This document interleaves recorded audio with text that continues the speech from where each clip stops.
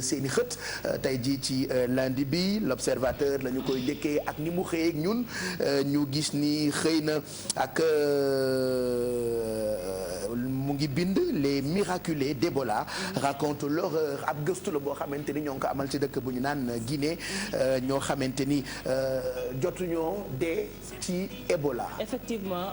yéenekaay bi de l'observateur Pape Cheikh dafa sekk waxtaan ak ay doomu Guinée xam nañ ne Ebola na mu lëmbee woon ay jamono réew moomu di Guinée soriwuñu dara ku nekk nag wax nga li nga xamante ne si moom moo nekk ci sa biir xol mu mel ne ñii ay miraculés lañu ndaxte dañoo amoon jàngoro ji di Ebola ba noppi rëcci maanaam wér ba tal toog di ko tala nettali ñooñu la yéenekaay bi di l'observateur seeti woon ku nekk ni ñu ko waxee wax li nekk ci sa xol ak itam jafe-jafe yi nga doon dund ak itam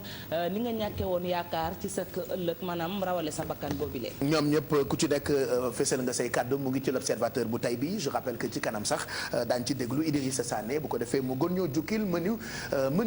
bu l'observateur tey jii ci lundi bi Walfadjri xëy na tey ak président Macky Sall wax ci médiation ba am ci dëkk bu ñu naan Burkina Faso ñoom nag dafa mel ni président Macky Sall mu ngi leen di bëgg a jikk ñu ngi ci wax ni Macky prise au piège loolee ab la ñu mën a lire tey ci xëtu yéenekaay bi di Walfadjri dellu si waat ci tukki nemmeeku bi njiitu réew bu Sénégal nekk itam njiitu CEDEAO amaloon fële ci Burkina Faso gannaaw fitna ga ak nanu këppatalee nguurug Michel Kafando Macky prise au piège loolu la yéenekaay bi di Walfadjri xëy xamle ak ay compromis yu doy waar ne ñu moom la njiitu réew bu Sénégal jëlee foofee seq waxtaan ak ki fa nekkoon njiitu réew ne gëndiku ñu jële ko fa muy Michel Kafando seq itam waxtaan ak ki foqati woon nguur gi di Gilbert Diendéré. loolu sax ci kanam daañu ko waxtaanee ci li nga xamante ni moo di Café Info ak Abdoulaye Der lundi bële passé rek ci Café Info laata coup d'état boobu la di am ci Burkina Faso professeur Songué pourtant artu woon na daanaka junjoon na ko tuuti ci plateau bi moo tax borom xam-xam yooyu jara déglu ba tey yéenekaay yeeg coow looloog médiation bi nga xamee ni président Macky Sall ak nawleem bu Bénin dem nañu amal ko foofule yéenekaay yi ci xëy bokk na ci Zoom nee na le travail colossal de Macky Sall et de Yayi Boni le Burkina entre confusion et incertitude. mu ngoog yéenekaay bi di Zoom dellu siwaat nag nañu ci liggéey bu rëy bi njiitu réew bu Sénégal amal président Macky Sall ak naataangoom bu Bénin di Thomas Yayi Boni ñu ne nag lu ci mën a am moom daal Burkina ma nga ci diggante confusion ak incertitude Pape Cheikh mu mel ni bu nu xoolee suñu naataangoo yi xëy ci yéenekaay yi dafa mel ni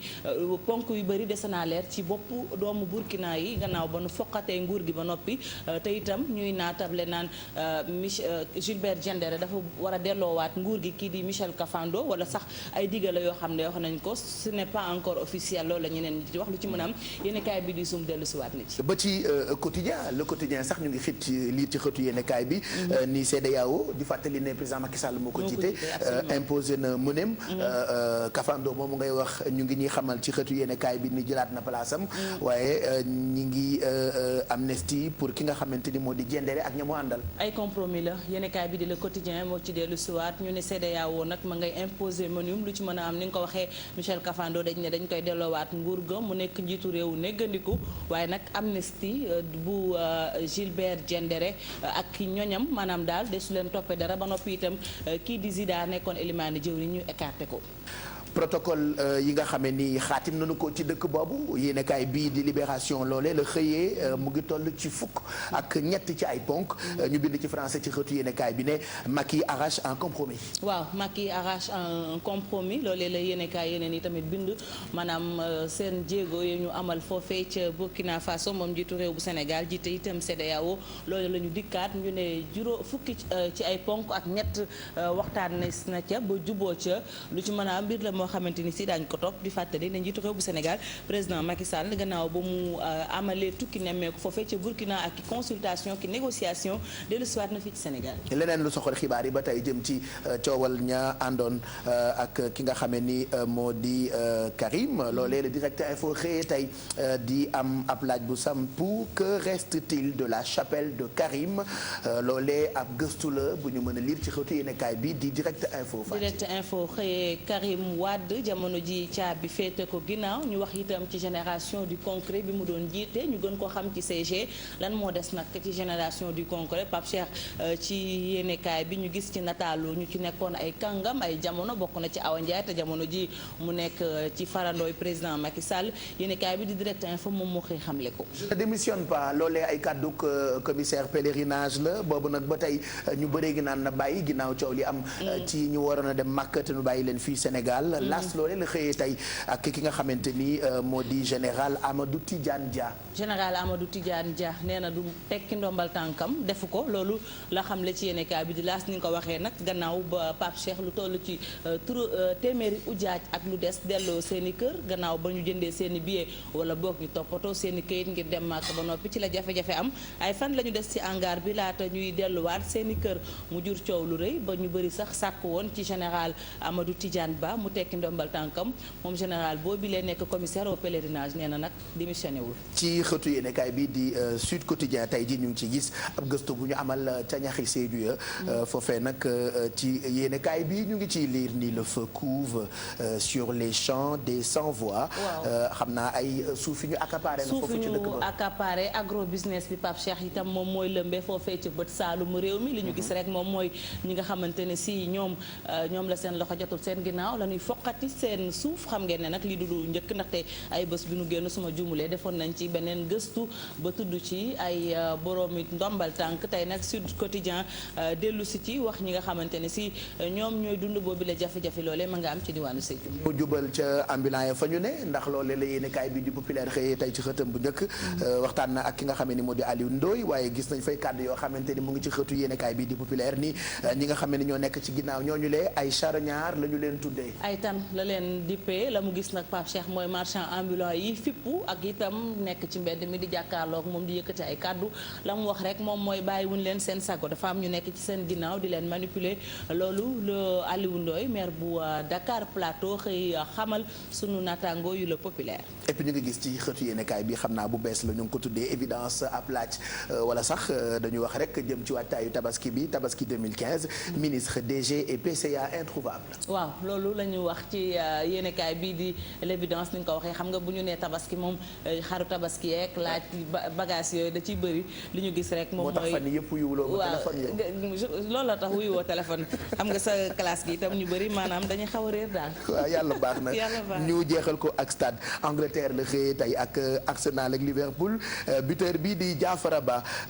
fait chuter City xam naa loolu doo ci sori dañuy bàyyi rek Mamadou Ndiaye préparé wu ndax ca kanam dinañu defaral round up. est-ce que du Diafara Sakho dafa mel ni Diafara Ba. Diafara Sakho la amul beneen Diafara Fati arrêtel ñu ngi lay gërëm bu baax loolee yéenekaay yi la ci sa ndimbal nga doon ñu jàppale ci xët yeeg ni ñu yeewoo on va retrouver d'ailleurs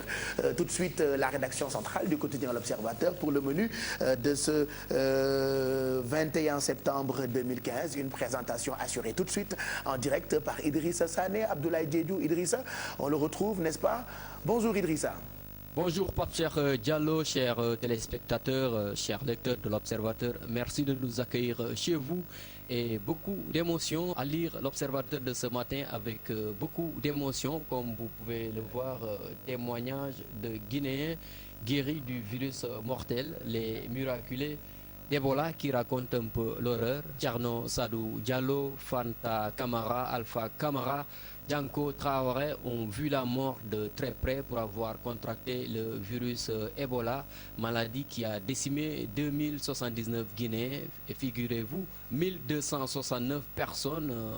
infectées ont triomphé de la maladie, mais cela ne les a pas empêchés d'être rejetés comme des malpropres, une stigmatisation qui fait aussi mal que la maladie elle-même. Et pour faire face à tout cela, ces miraculés ont créé une association en juin 2014 en Guinée, une association des personnes guéries d'Ebola. Aujourd'hui, ces miraculés du virus Ebola travaillent en étroite collaboration avec Médecins sans frontières pour soutenir les autres malades. Et l'Observateur est allé en Guinée-Conakry à la recherche de ces personnes guéries d'Ebola.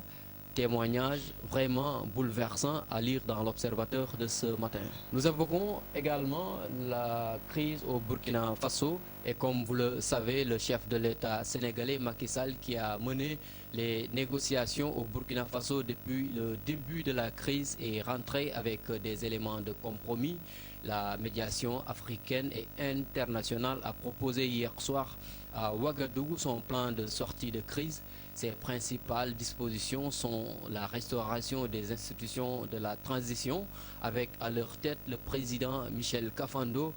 et l'organisation d'élections ouvertes aux candidats exclus d'ici le 22 novembre prochain. Et l'Observateur qui revient également sur l'affaire du cimetière de Pikine, nouvelle révélation sur l'affaire de la dame exhumée. Elle avait été enterrée sans permis d'inhumation et le fossoyeur auditionné à la police. Donc les détails sont à lire. Et l'Observateur revient également sur le pèlerinage 2015 à la Mecque qui a connu beaucoup de couacs avant même le départ des pèlerins de Dakar. Il a aussi été marqué par l'affaire des 59 Sénégalais obligés de rester à la maison faute de visa. À ce problème s'ajoute la misère des pèlerins qui ne mangent pas à leur goût de l'autre côté. Et face à ces récriminations, le commissaire général au pèlerinage à la Mecque, Amadou Tidjane Dia, se défend et le général n'a pas fait dans la langue de bois. Je n'ai pas le droit de démissionner, dit-il.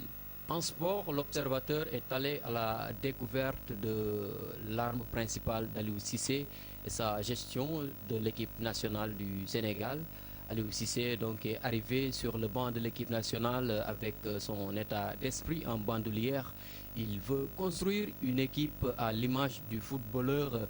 au mental surdimensionné qu'il fut. Est-ce suffisant pour gommer ces couacs qui reviennent souvent en équipe nationale du Sénégal? Élément de réponse à trouver dans le grand dossier que nous avons réalisé et la leçon du maître Dominique Lucas, formateur à Clairefontaine, et également à lire, celui qui, en partenariat avec la direction technique de la Fédération française de football, anime à Clairefontaine le module connaissance et préparation mentale, a accepté pour l'Observateur de décrypter la notion d'état d'esprit si chère à Aliou Cissé. Donc tout cela est à lire dans l'Observateur de ce lundi 21 septembre. Merci d'avoir suivi et bonne lecture à toutes et à tous.